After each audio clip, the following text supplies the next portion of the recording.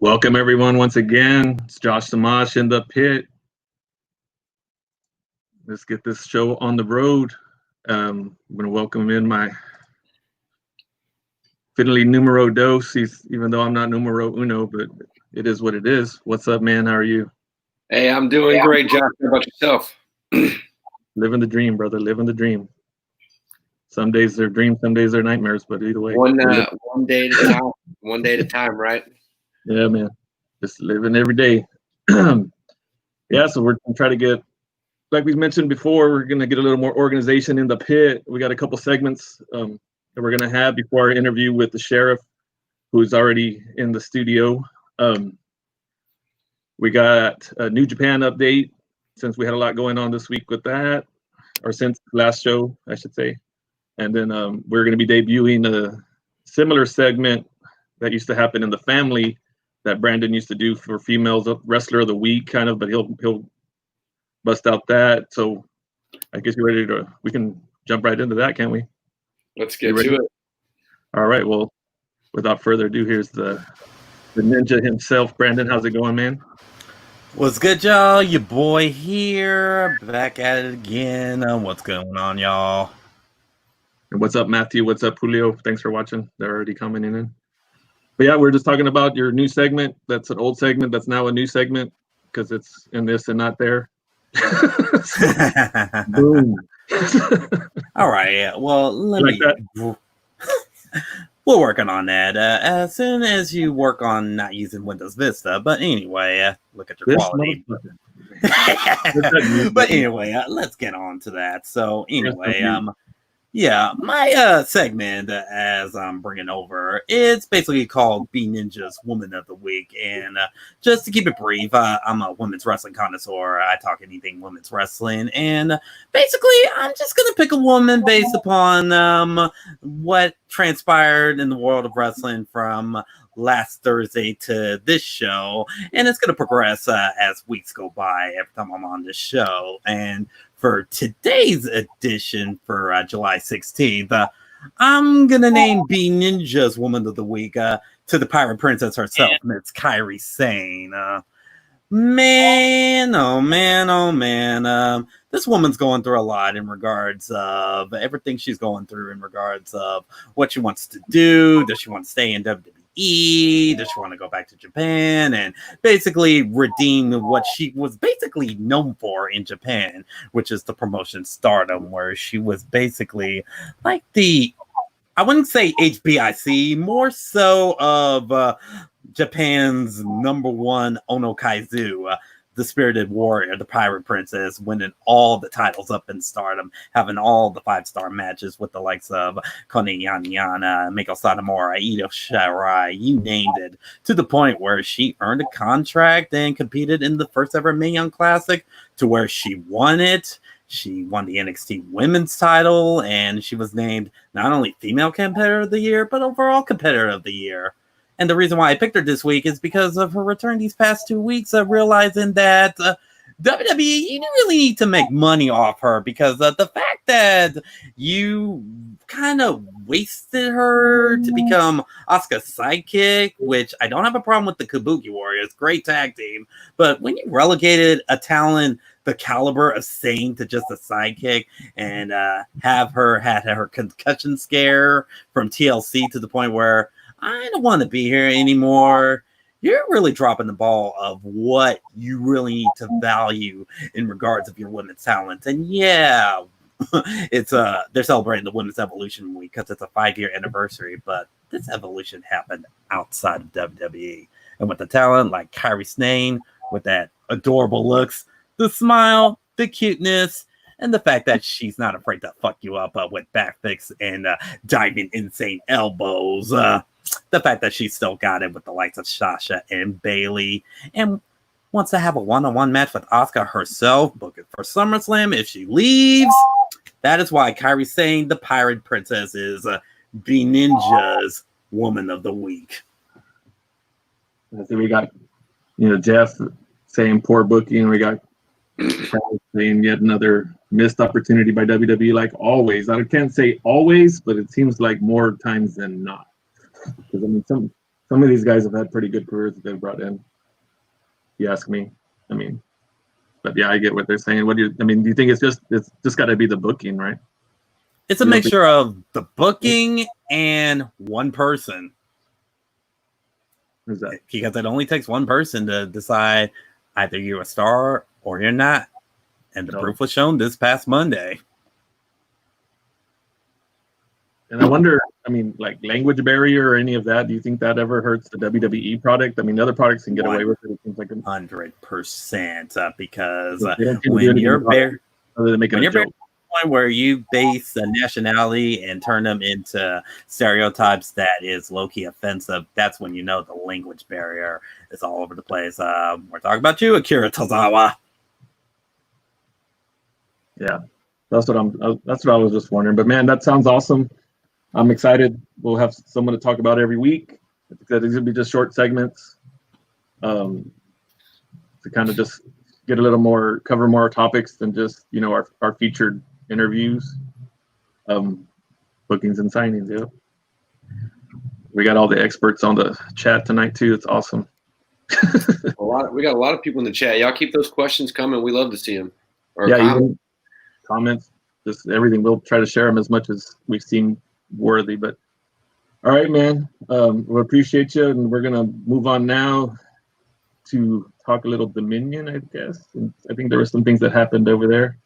But yeah, we'll keep you around and maybe bring you back in if need be. Thank you, brother. I'm here for all you guys. So deuces. And yeah, that's gonna be pretty neat. Have a featured woman of the week and get educated a little bit more. Some of these will be a little more rare, probably, than I'm sure he'll come up with some that aren't in the WWE. Is I guess what I'm trying to say. As time goes on, I can't imagine. I think that was a good highlight for this week, personally, with everything that she's been through, and I agree. It's now or never at this point for the WWE's women's division, with all these extra talent, with Charlotte out, Becky out. That's why I say it's now or never, and I think that it's Sasha and Bailey. Yeah, Sasha and Bailey can only do so much for these shows. Yeah, but that's who they need right there. Amen. I cannot agree more. I could not agree any more than that. Could be the greatest thing he's ever said, and we talk almost every day. But yeah,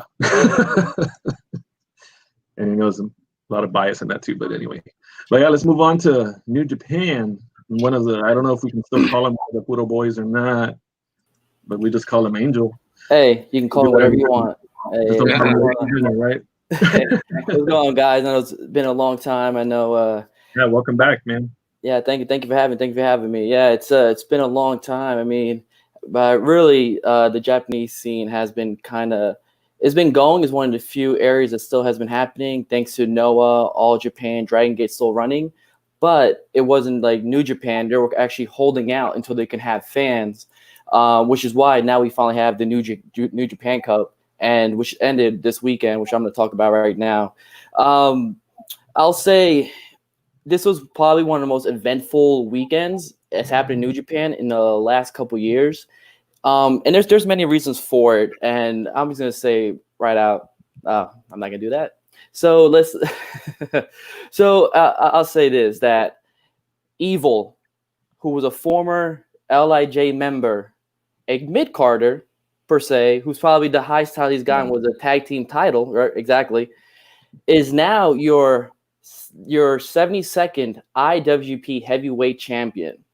Now that's pretty crazy in many reasons, and it's actually one of the most controversial things New Japan has done in a long time. It's actually split the fan base in half.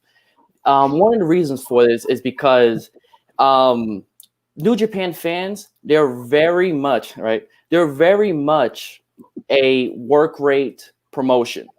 They say you watch New Japan because you get the best matches in the world. Say what you want about Evil, he has this crazy character, but he is not a person who's had great matches. He just hasn't. Even so, let's say, so for example, over the weekend he won the New Japan Cup, which he turned on Naito to join the Bullet Club, right? Which is a pretty cool thing. Which they wanted to do the fist pump, but instead he did the too sweet, Brilliant. Now, one of the things I've always said was, I love LIJ, but those guys are held back. Reason being, Sonata is a major player. Hiromu is a major player. Evil is kind of all right there, but they will never win the IWGP Heavyweight Champion under Naito.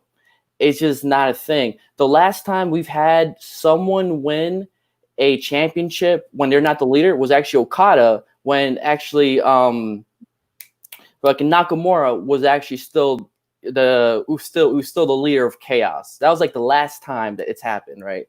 So the fact that Evil went and joined Bullet Club says a lot. Now, there's a lot of stuff that happened for this to occur. Obviously, the coronavirus is a major thing. Because of that, guys like Jay White, Kenta. So Kenta's right now in Orlando, which I didn't even know he was there, which is kind of crazy. And Jay White obviously is in New Zealand right now. And because of the travel advisories, they cannot travel to Japan. So what New Japan did was pretty brilliant. First, they go and find a new leader, which is Evil, which it's brilliant in so many ways because he was actually the first pareja of Naito. When Naito formed the LIJ, Evil was the guy that came with him. So for him to be the one turning on Naito it's just brilliant in my idea. And then second, a lot of people hate the Bullet Club. A lot of people despise it because when they watch New Japan, they do not want to see people just kind of interfering and whatnot, which is why you get a Bullet Club. But with Jay White and Kenta not being in New Japan, they needed someone to step up and be that guy, which is why they have Evil now. So he won the New Japan Cup, and then the next day at the Minion, which was in front of people, which is crazy because they're actually, I want to say they're the first big promotion that's had actual fans, paying fans in front of a crowd. So shout out to New Japan for that. It was about 12,000, 13,000 people. And that just shocked everyone. Like, no one was expecting Naito to lose because he has a history of just losing in his first title shot. That happened to him when he won the title the first time. It happened again. And against Evil, which again, he was booked as a mid-carder and did not have those matches. So say what you want. At the end of the day, because New Japan is this cool thing when they have a title match, they go through all of their champions, right? And you see some of the most legendary guys being there, and then you're gonna have Evil there, right? And even more shocking, which Evil was shocking in itself. But I was just like, whoa, what the hell? Dick Togo showed up. But yes, this is for a lot of people who don't watch Japan. This is the same Dick Togo that wrestled in ECW. That was actually with Taka Michinoku and that ridiculous little stable that they had back in WWF. It wasn't WWE. Kai and Tai, exactly. Yep. Yeah, with the dick cutting and all that stuff like that. Yep.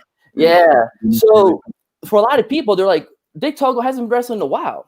But actually, that's not the case. Dick Togo has actually become kind of like just a free agent. He's wrestled in All Japan and DDT. He just wrestled at the Noah Junior Global League in early 2000. But really, what got him to move to New Japan was because Michinoku Pro, it was one of the smaller promotions, unfortunately was one of the ones that ended up just dying. So he became another free agent, was able to go, and now he's with Evil. So now not only is Evil with Bullet Club, now you have Dick Togo is with Bullet Club, who also still wrestles. So now they get another wrestler, but now they have another heater with Evil, right? With Dick Togo, it has him because now instead of having Gato being out there cheering for him, he's gonna have Dick Togo. Now, to me, this sets up so many storylines. It's gonna be crazy because eventually Jay White and Kenta are gonna come back, and already you're seeing just some type of tensions between there. Jay White didn't congratulate him. Kenta didn't congratulate him.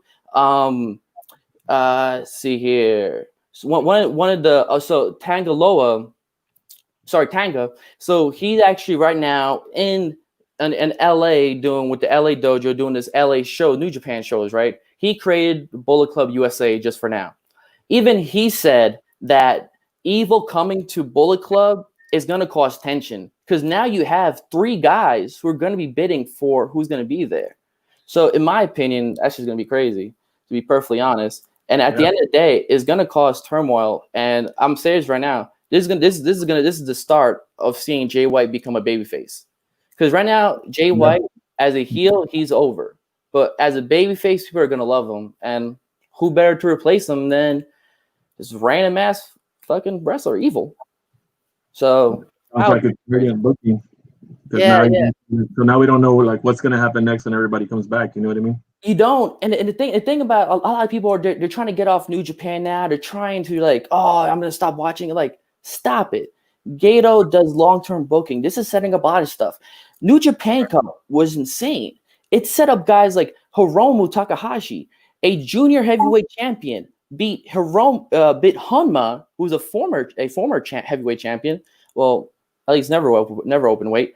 And he beat Ishii, one of the greatest heavyweights in New Japan. So he set them up. You have guys like Sho from the Shon Joe. He ended up beating the Dragon of New Japan. And I mean, unfortunately, he lost with his bid at Dominion, but still, you set up another guy. Not only that, now you have guys like Taichi, who I personally love, and him and Zack Sabre Jr. just beat Tanahashi and Ibushi for the heavyweight tag team championship. So you're seeing a lot of movements going on in New Japan that you will never see. And honestly, they don't have a lot of the heavy hitters. Like guys like Ospreay are in England. Jay White, again, is in New Zealand. They don't have all those core wrestlers because they have a lot of foreign wrestlers. But now, with the way they're setting things up, New Japan's going to be exciting to watch. It's going to be unpredictable, which, in my opinion, that's great. I mean, at the next show is Sengoku Lord, and for the heavyweight championship and possibly the Intercontinental Championship, you're going to see Hiromu Takahashi go against Evil. In what world would you ever see that? The junior heavyweight go after that? It's unheard of. We're going to need you to be coming back like every week now. Hey, whenever y'all need me, I can break it down. Hell, I can even talk about Noah and All Japan. That's a whole different story. Yeah, well, we'll keep that in mind going forward, man. But appreciate you. Appreciate dropping the knowledge. Keep getting us caught up on so much things and the potential to get us excited to, you know what I mean? Get people out there to like pay attention to New Japan even more. You know what I mean? Yeah, and Brendan. Sorry, and Brendan, I was going to say, Brendan brought up a good point here that. So how he said Evil came wrestled for Inspire Pro in 2014. That's one of the craziest things that when he was just Watanabe, he was with Ring of Honor doing his excursion, and it was you would hear stories that he would, they would have lines, people take pictures with him. No one ever took pictures of him. No one ever took him that seriously. So the fact that 2014 you have this guy just sitting there with no fans, here in the U.S. kind of toiling, not doing much. To now being the 72nd IWGP Heavyweight Championship, man, that's beautiful. That's what you love about wrestling is unpredictability and seeing new guys get chances.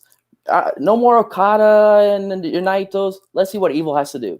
And honestly, with them, no matter this is the best time to do it too because you don't have to sell that many tickets with Evil. So this is a free gimme right here. You can do whatever you want with Evil, and you're still going to sell tickets.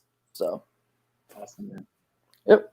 Like I said, we're going to keep bringing you in every time anything happens because you definitely have proven that you're an expert in the field. Thank you, brother. Hey, I'm just trying to get on your guys' level. But that's all I got. I appreciate you guys. All right, brother. Be safe, man. Appreciate Thanks for coming, bro. Yep.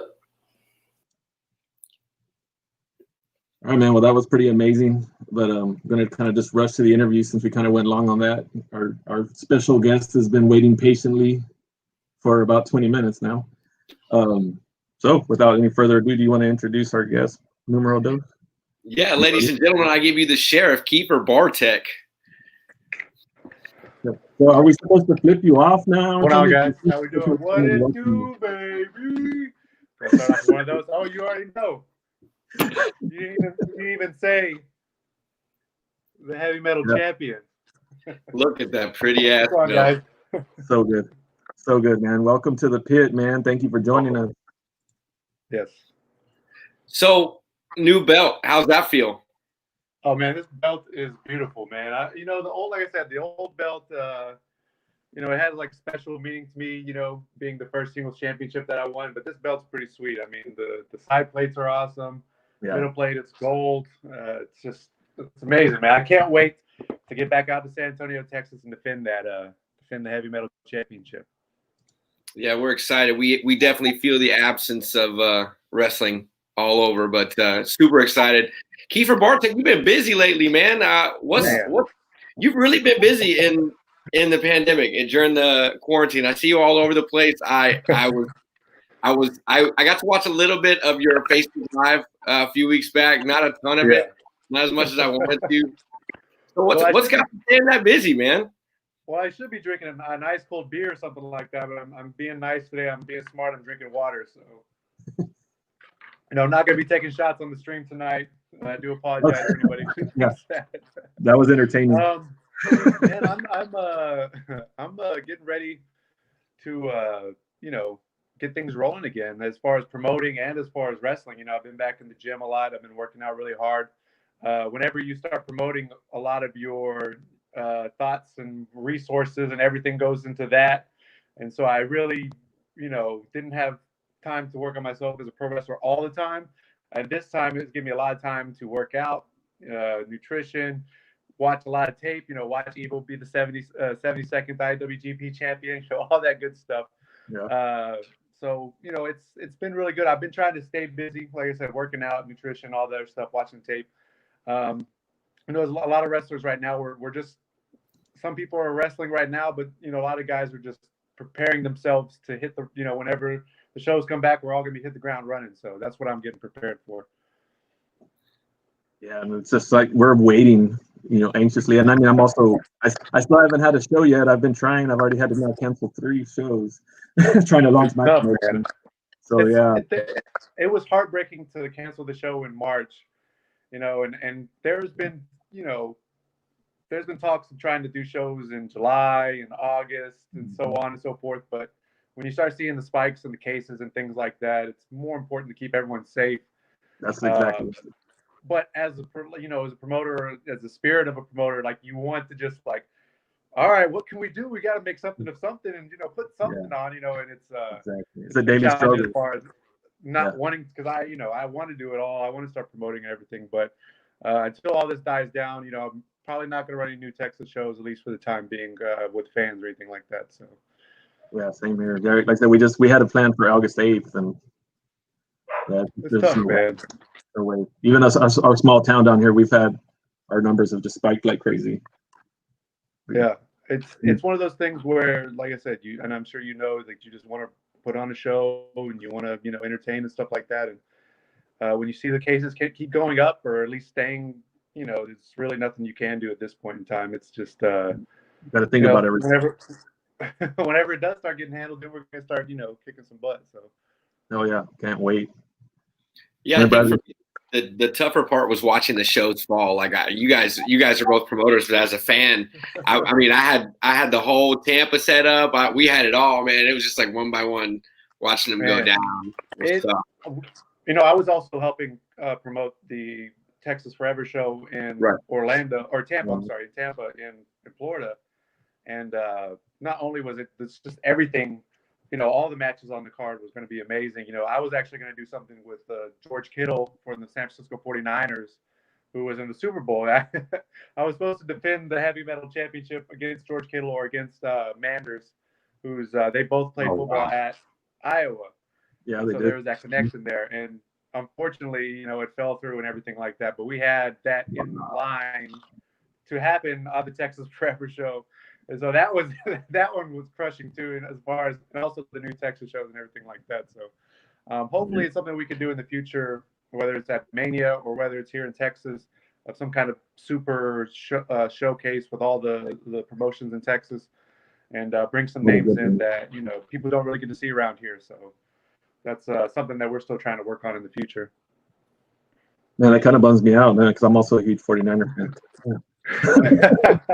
Did you ever talk to Kittle, or was it just something that was... No, we had someone who works with Inspired, TJ. He was the one contacted with Kittle and his agent and things like that. And we kind of talked with Manders a little bit.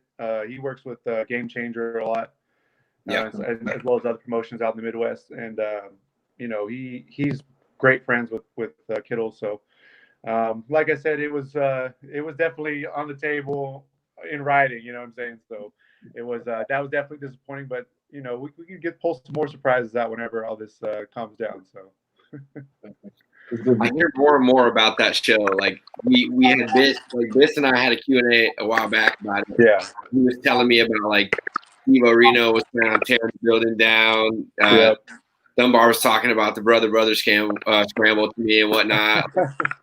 I really do feel like we missed a hell of a show in Texas forever. I really hope that at some point what was supposed to take place, or at least a lot of it, gets to come to light somewhere down the road.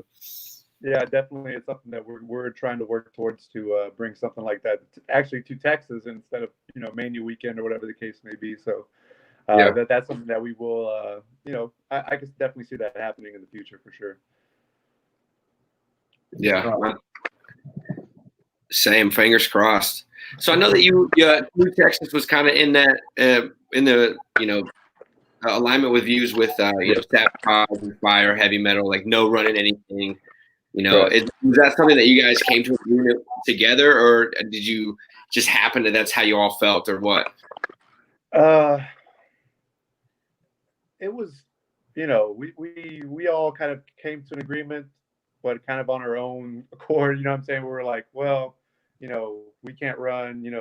San Antonio is really bad, obviously, so they can't. And Austin's really bad right now, so they kind of have their hands tied, or whatever the case may be. And I just think, just being smart, I would feel bad if only one person, got sick from one of my shows, whether it be a wrestler, a fan, anyone, elderly kid, whatever the case may be. If just one person got sick because I wanted to run a wrestling show, I would feel terrible. So that was really my breaking point on it all, because the cases out in Abilene aren't extremely high, but again, it's kind of showing solidarity with the entire state and what they're doing with the mask and things like that. So man, I just would have felt terrible if something would happen at a show. So for just one, all it takes is one, and I mean, just one because of the show. Yeah, that's all it would take.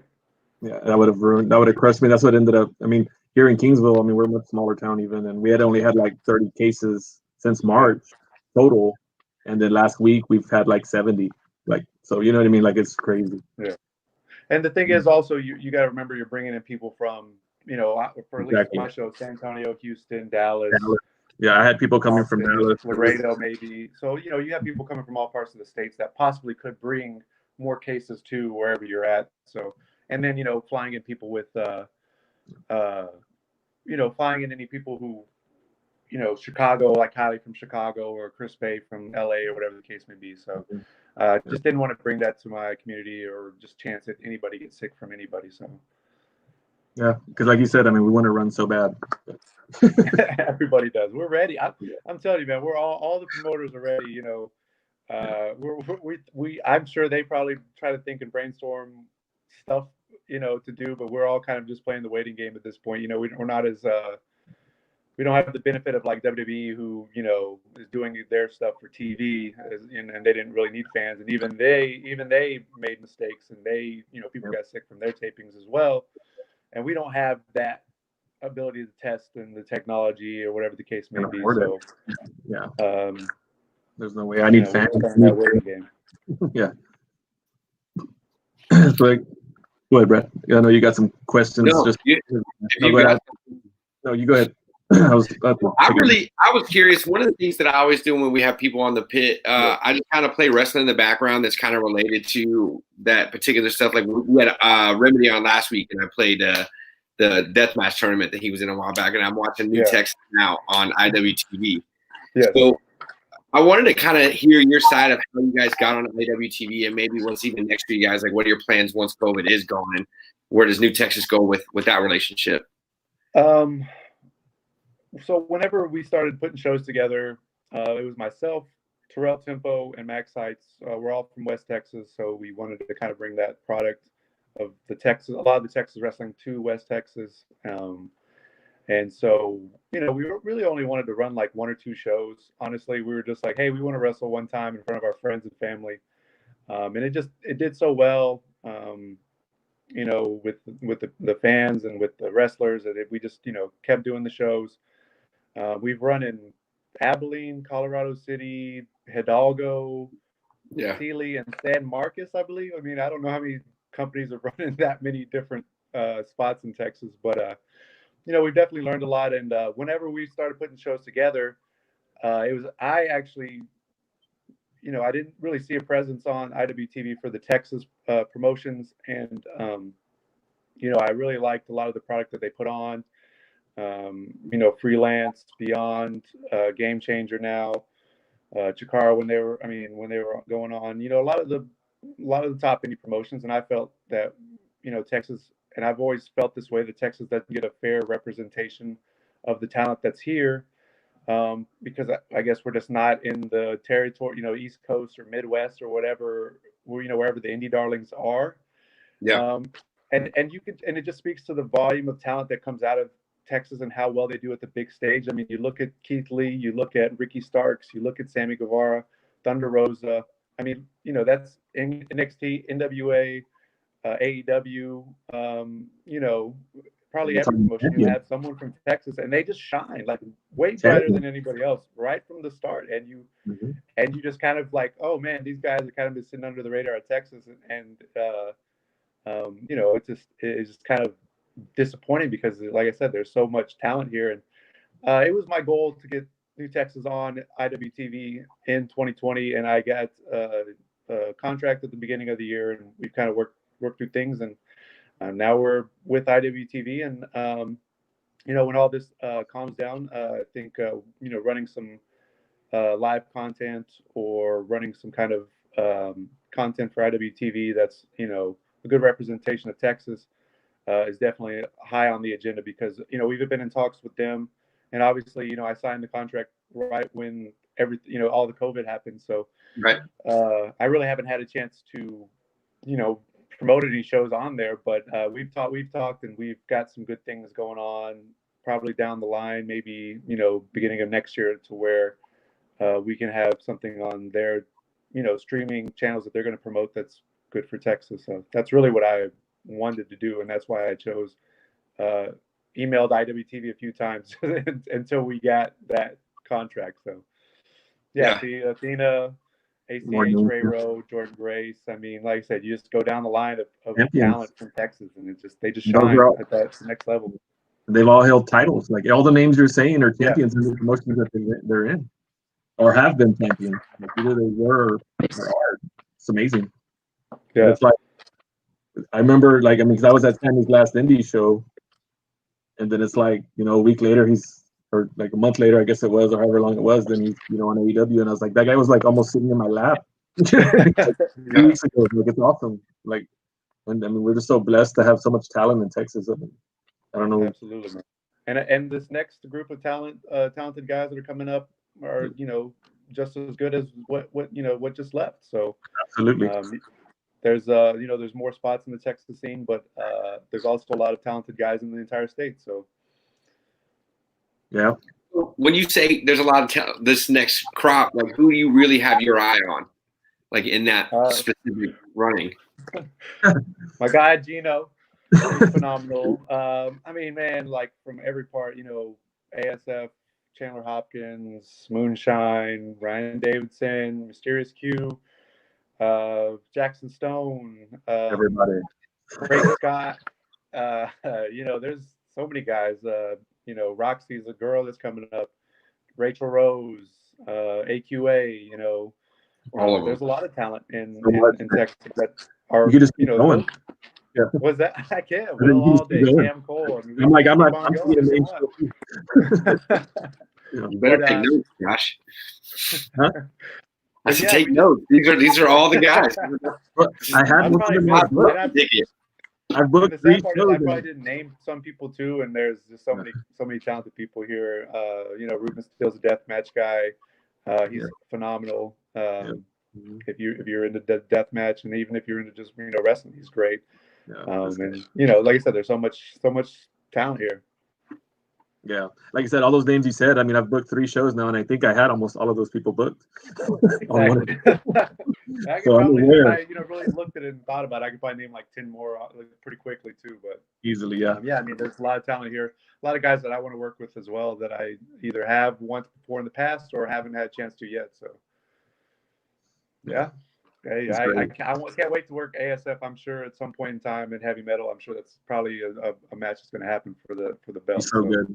He's such a good He's kid. awesome. he loves the business. From just talking to him, he's so passionate about it. We'll have him in the pit one of these days. He's on the list. And that's the crazy thing about ASF. He's been wrestling down in Laredo for several years. I mean, 5 or 6 years, something like that. And 6 years at least. Yeah. He just finally started to get a little bit of rub and a little bit of shine, and now like I said, a lot of people agree that he could be the next breakout star in the state of Texas. So yeah, agreed. Go ahead. Choking. You good, Josh? Yeah, tacos, man. We moved Taco Tuesday to Thursday. It's a big mistake before the pit. Which that's going to lead to a question later in the show, but we'll talk about that later. Oh, very true. So let's go with some more basic questions, Kiefer. What got you into wrestling specifically? Always been a big wrestling fan since I was a kid. It was one of those passions that I've had. I think a lot of kids grow up maybe like that age of 5, 6, and they watch it.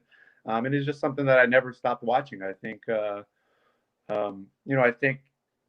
lot of kids either find something else to sink their teeth into or whatever the case may be, and it was just something that I've always loved. But it was just it felt like a pipe dream for me to even be able to pursue it because, you grow up watching your Stone Colds and your Rocks, Hogan's, Nash Hall, all those gigantic guys, and I'm a pretty big guy myself, but at the same time, I wasn't like to that stature or whatever. Yeah. But I got in pretty good shape when I was about 24, so I was kind of a late starter. I felt like if I was going to give it a chance, I needed to go to a legitimate school. I went down to Reality Wrestling and trained under Booker T, and did that until maybe about a year ago or so, or something like that. So, I was there for about 5 or 6 years, and I mean that's kind of the story of how it happened. I, felt that if I wanted to give it a legit shot, I felt like training under Booker was the place to go in Texas, and like I said, Reality Wrestling's produced a lot of great talent, and training with guys down there, like Gino and Lockhart's and Ryan Davidson's and your JJ Blakes and guys like that, push you every single day. Cause like when you go in there and you see Gino do a blow up drill and he just makes everything look so smooth and easy. And you got to get in there. You can't be slacking. You know what I'm saying? You got to keep up with everybody on the show. So definitely pushed me to get on that level pretty quickly or, somewhere close to it. And, like I said, it's probably, in my opinion, the best place to train here in Texas. So just to get a little more specific on that, was there a moment? Because, like I said, I've told a story in the pit about the moment when I decided I was going to cut PPW. Like when I know where I was, what I was watching, and I was like, you know what, I'm going to do that. Like, was there a moment, like a specific moment? Like you're a fan, and you're like, no, I'm going to do that. Like that's it. Was there a moment? Man, there's never really was like a moment for me watching as a fan. I just, I've had people say, maybe watching Macho Man and Steamboat or WrestleMania 3 or Shawn Michaels winning the Rumble. I never really had that particular moment where I was like, this is what I want to do. I remember watching a million moments as a kid and even, growing up and as a young adult or whatever. I just loved all of it. I loved all the parts of pro wrestling and I was a big fan of The Rock when I was a kid, big fan of the Dudley Boys. As I got older, I kind of appreciated the work rate a little bit more. So I did like your CM Punks and your Daniel Bryans, like I said, I love all parts of pro wrestling. There's nothing, the technical side, the deathmatch side, the entertainment side, all of it. It's so great. Wrestling. That's it. That's something else. Just wrestling. So you cover a lot of different a lot of different named a lot of different talent. I'm struggling to see what your specific era was. Like when did you specifically catch it? Man, the Attitude Era was, and the Ruthless Aggression Era, back to back was kind of stacked. I mean, you kind of go back now and you watch some of the old Attitude Era matches, and maybe they, it was a lot of brawling, a lot of punches and kicks and things like that. But Ruthless Aggression Era was great as far as the talent, the work rates, and I'm just blessed that that was probably my formidable teenage years. Get to watch all those great. I got to watch SmackDown because I had the bunny ears. I didn't really get to watch Raw a lot, but I would rent the DVDs at the video store whenever the new pay-per-views would come out, and or just old pay-per-views or VHSs or whatever the case may be. And that was probably my era. The Attitude Era, definitely the Ruthless Aggression Era was my era growing up. And like I said, I never stopped watching wrestling, but I feel like there was a little bit of lull maybe in the late 2000s. I would probably say when maybe the pipe bomb kind of picked up, or the pipe bomb happened, that's kind of when wrestling picked up a little bit more, at least for me as far as entertainment is concerned. I did like the run with Punk and The Rock coming back and Daniel Bryan's, the Yes movement and all that stuff. I felt like that was a really good time as well. Huge moments. Undeniable. For me, it was like the odyssey of Hogan leaving WWE, and then slowly like joining the NWO. Those few years were what hooked me, because coming down here, like I was born in Tennessee, and coming down here, we did the same thing with the bunny ears, and everything was Turner Broadcasting down here at the time. So you could see all the WCW that you wanted, really. So that was kind of what got me onto that side. But I agree that 2005, 2006 era, to me, I didn't really quit on wrestling. I quit on WWE. I remember being like young, and like I remember hot lesbian action being like even at such a young age, I was like, I have to be fucking smarter than this. Like I have to watch. That's how I ended up watching TNA and stuff. But yeah, it was definitely a challenging era right there towards the end of the 2000s. For sure. Yeah, it was tough. I kind of came before all those eras. So I was already I'm already grown during those eras, and it was just like, oh man, it's like that little just like, see, I do wish that I could go. I wish I could have grown up and watched the rock and wrestling era, the wrestling of the '80s, and maybe got to see Flair in his prime, and then the rise of Hogan, the rise of Macho Man. I that was like an era that I really wish I could have been there for live. But I wish I would have. Yeah. And I wish I could have been maybe more of an adult when the Attitude Era was happening as well, to appreciate some of the angles that were happening there. Yeah. But like I said, watching that live at the time was pretty awesome. So, and like I said, the Ruthless Aggression Era, and that was just amazing as well. So. I rewatched during quarantine. I've been working from home, and when you work in call centers, half your job is just listening to fucking calls. So I've just been watching wrestling. And I rewatched all of 1999 WWE just because like that was the year that I switched back over to it. And it's true. Like it's a world of difference, like day and night difference. I mean, just then, now, forever, whatever. Like that booking then was solid. Like they were willing to take risks and do some crazy stuff.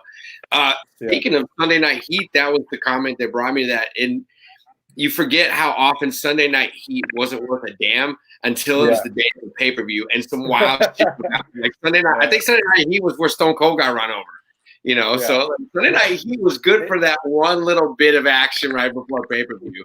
Right. Yeah. There was brief moments of my childhood where we did have cable, and I would watch the Sunday Night Heat, and sometimes the cable box would let you watch maybe the first 5 or 10 minutes of the pay-per-view, and then it would just cut off. Yeah, bro. Make you buy it. So I would just watch all that I could until it was cut off. So I always had to go to Frankfurt. I watched it all when I was a kid. Sunday Night Heat, Velocity, anything that you could literally, I guess now you could say consume, but anything you could consume as a kid with pro wrestling, I was all about it. I was finding ECW on TNN. I was finding, all kinds of stuff as a kid, just trying to watch anything and everything you could, just because at that point in time, really the internet wasn't as prevalent as it is now. So everything was kind of the Wild West. You'd hear rumors about, this or rumors about that, and you have to see it for yourself. And that was always cool, because you always felt like you were on the hunt for a certain pay-per-view or tape traders. Yeah, and I used to record on my, you know, I had PWI VHS as well of old magazine. videos of SmackDowns or whatever. So I'm sure I have them somewhere still, you know, probably at my parents' house or whatever. So Yeah, I used to have to You go ahead.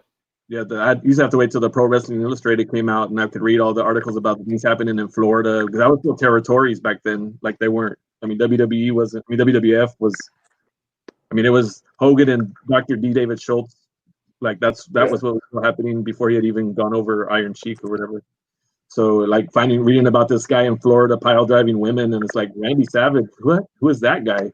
You know what I mean? And it's just like, yeah. So you just had to dig.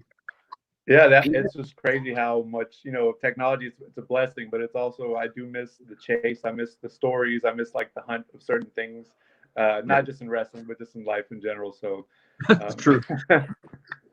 You remember the PW almanacs used to list like the back years of like events, and you could read them backwards, and you get to like the 80s, and it was like Wendy Richter versus Hulk Hogan, and you're like, what the hell is going on there? But it was still kind of cool to read through and see what we were doing 10, 15 years ago.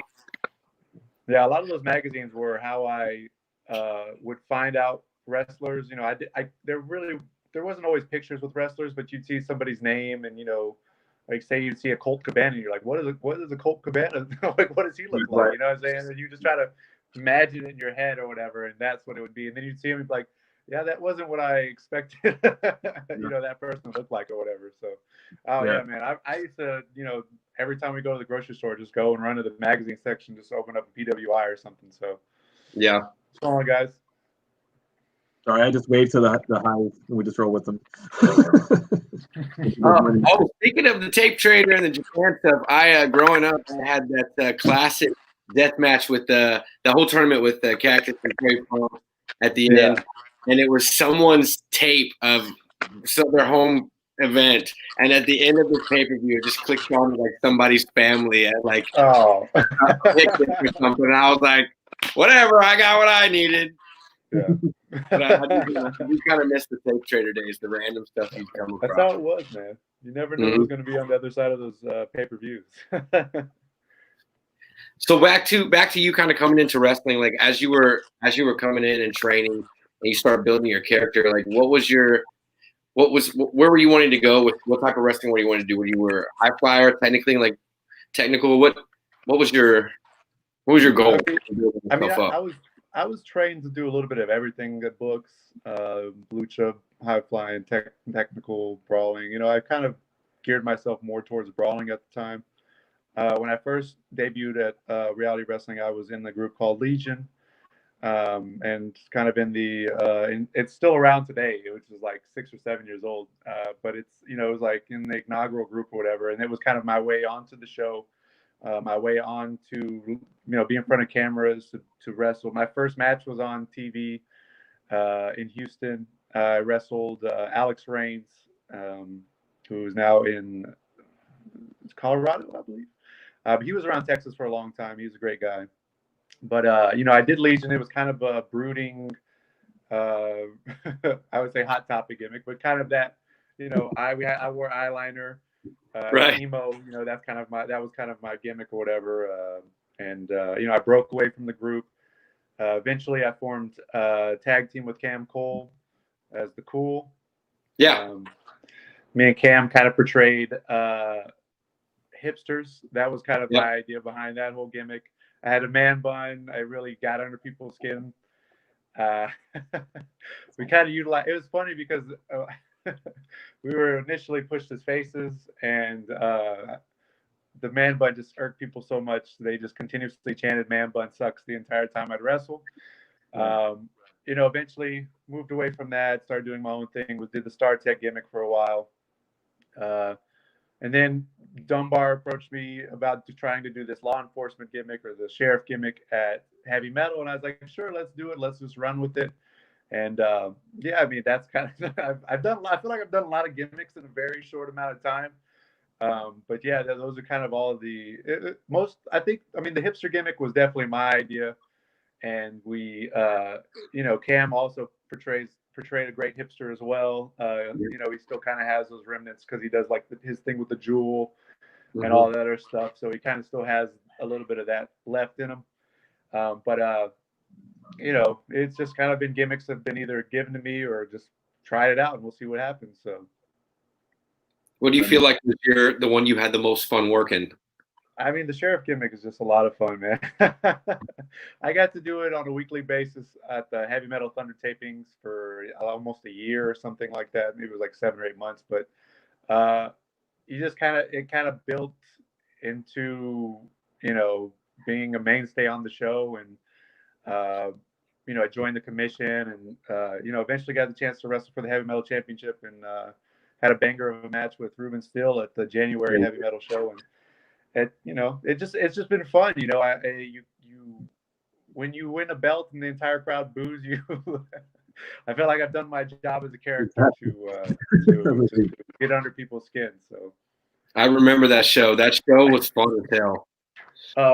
But yeah, I mean, a lot of the sheriff gimmick I get from my West Texas roots as well. There's a lot of people who, you know, there's a lot of people here in West Texas who do wear cowboy hats, and they kind of have bravado about them. And I kind of used a little bit of what I know from West Texas, a little bit of JBL, you know, and kind of just mix it into the sheriff character. It's been a lot of fun to portray that, and you know, go out there and knock some people's heads off with some lariats. So yeah, I dig that the most. I dig that old school lariat. I think if you throw a good lariat, man, I'm telling you, it's a finish, man. Because every time I try to throw that lariat, I try to get that sound, and you know, most of the time I land it, and it just sounds like I'm taking somebody's head off. And I always loved Bradshaw and JBL's clothesline from hell. I love Stan Hansen's left-handed Western lariat. It's just awesome. It just, you know, and like I said, if you hit it right and throw it hard enough, you know, it'll do some damage. So I remember seeing Stan Hansen live in Corpus Christi in the late '80s, I guess it was, and just to see it in person and hear him I forgot who it was that who he gave it to, but oh my God, yeah, it was beautiful. Sounds like their head's coming off when he hit. It's like that guy's smack across someone's head. It'd be like fitting for like Nick Jackson's little "You're dead," and then you know what I mean, like how he always said, yeah, like right before it, yeah, you're dead now, because man, yeah, it's impressive. So from there, you work in the sheriff gimmick. Walk me through like what that year in heavy metal is like. You know, creating this gimmick for yourself, working all the way up to a title. Like, walk me through how that goes for you.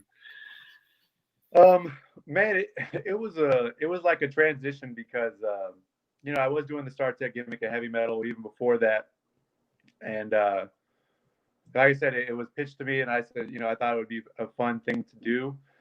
So if you watch from when we first started to, you know, where I'm at now, there was like slow pieces of like attire that would, like, I would come out with the next week. Like, you know, one week I would have a vest, and the next week I had these little boot covers, and the next week I had a hat, and the next week I had handcuffs. You know, it was always like a little something added, because the character of the sheriff is like, you know, I think that I'm a sheriff. I'm obviously not a real sheriff, but in my own egotistical way, I do believe I'm a sheriff. So it was kind of fun to just add something new or different every week. And like I said, it caught on, and everyone really enjoyed it, and was sports entertained by it.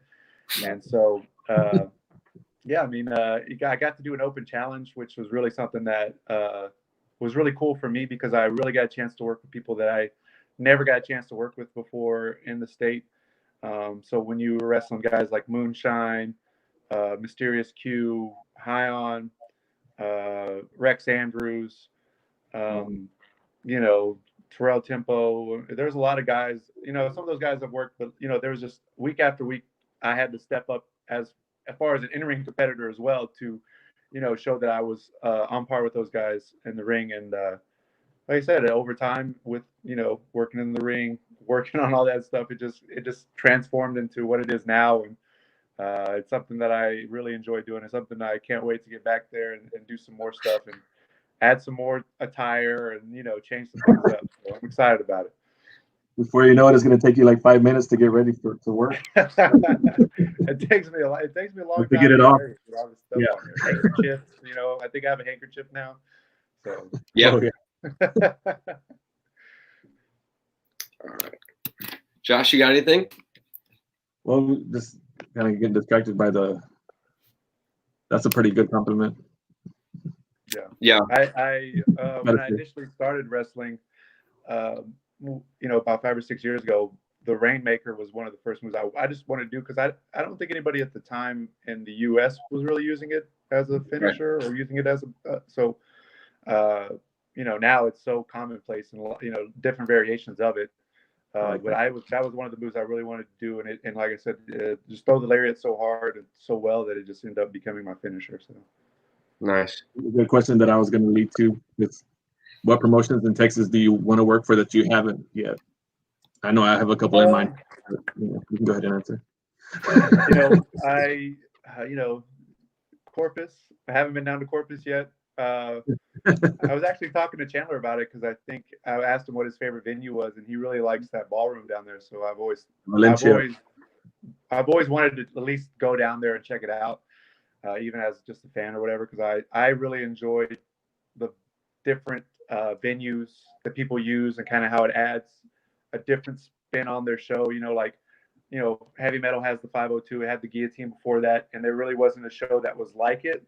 So that special vibe that when you would watch it on camera, or you'd be there live, it was really great. Like I said, it's just you see those venues and you're like, man, I want to work there. And that's one of the ballrooms. I believe it's the Valencia ballroom. The Valencia. Wrong on that, but it's the Valencia. Where else, man? I what's that place in Kingsville? I hasn't run yet, but I'd love to go down there and work for Puro Pinche Wrestling. Is that what it is? There you go. PCW. And sorry for cussing on the stream. I don't know if we're allowed to do that, but I don't care. We don't give a shit. Saying Puro Pinche Wrestling in some people's eyes is cussing anyway, so it's all good. That's true. And really, I think. Those are the maybe LWA too. I'd like to work down there. Oh yeah, their promotion at some point in time. Maybe go work with some of the guys down there. It's really. I like to think that I really was looking forward to kind of traveling further outside the state, maybe this year or this upcoming year. So, but yeah, any place that'll have me, I really enjoy. Like I said, there's a lot about wrestling that I enjoy, and working different promotions kind of gives you that opportunity to wrestle different styles. So being a worker and a promoter, have you seen like some invitations not come because maybe some promoters see you as like competition as another promoter? I don't. Most of us, we try to work together, but have you had any obstacles like that being both and a promoter, other than at your shows when you're like booking your own show? Yeah, I always book myself to lose on my shows now. Yeah, you almost have to, right? That's a hurdle. Yeah, I do. I would just hate myself if I booked myself to be a champion or something. It'd be so cliche, No, everyone's been pretty receptive as far as working together. There's weird squabbles between promotions here and there, and sometimes just being aligned with certain promotions kind of takes you out of the equation as far as getting booked at places. But as far as what I wanted to do and where I wanted to work, being a wrestler, being a promoter, it really hasn't affected me too much. I feel like I had been at most of the places that I wanted to be at. Not every place, but a majority of the places I want to be at before I even started running shows.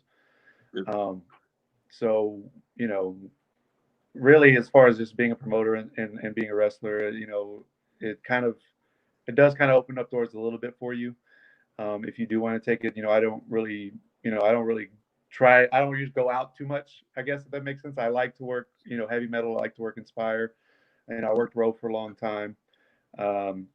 MPX, as well as many other places that I've worked as well. So,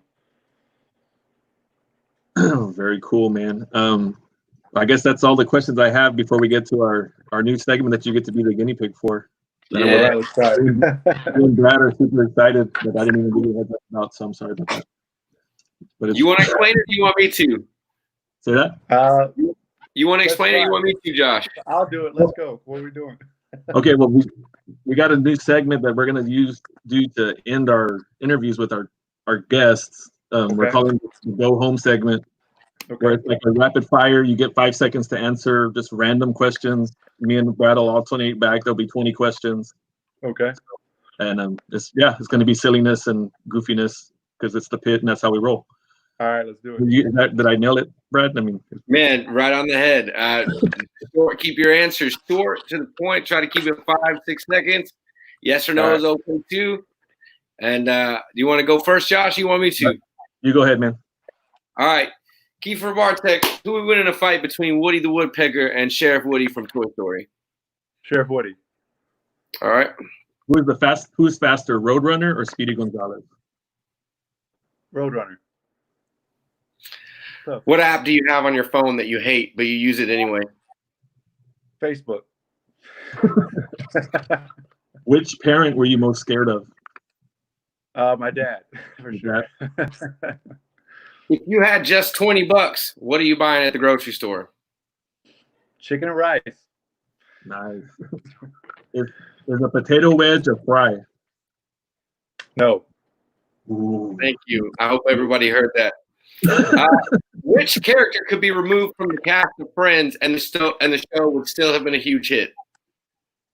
Chandler. What's your favorite movie? Predator.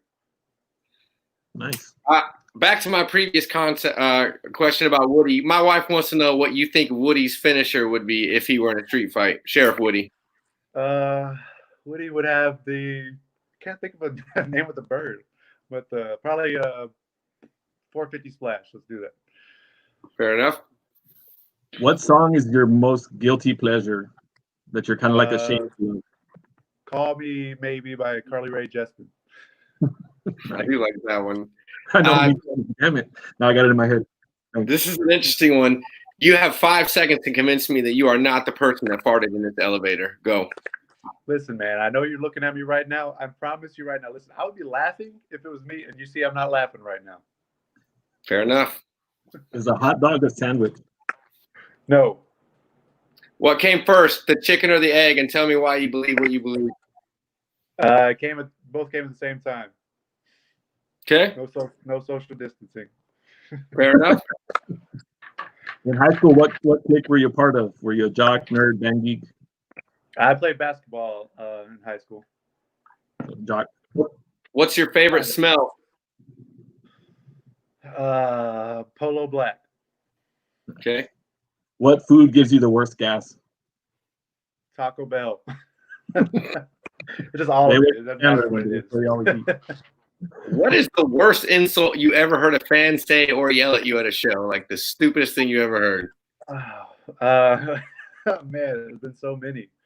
A lot of times they'll hurl some kind of homophobic slur, and I'll just say there's nothing wrong with being that in 2020 or 2019 or whatever the case may be. So I like it. What foreign country would you love to travel to? Spain. Last question for me. How far would you run from something that was trying to kill you if you knew that what was chasing you was never going to get tired from running? Man, I'd probably give it at least a good 2 or 3 miles before I'd be like, all right, man, I'm out. So you put up a little fight. Maybe I would zig and zag. That's what you're supposed to do with moose. You got to zig and you got to zag. It kind of throws them off their equilibrium. So, all right. And the final, most polarizing question in the pit is: does pineapple belong on a pizza?